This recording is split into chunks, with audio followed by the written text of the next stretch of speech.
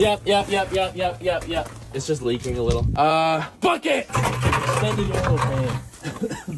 Let's raise the semi. You guys can fix this.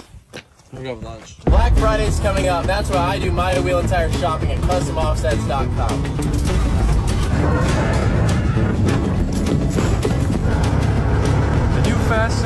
Anyways, if you want to get your wheels and tires from Custom Offsets, they have wheels and tires for like every truck imaginable. You're gonna blow the rear end out of this thing. Now we're gonna do a little experiment. We're in the trailer. Tyler's gonna be driving, and he's gonna artificially simulate tornado debris.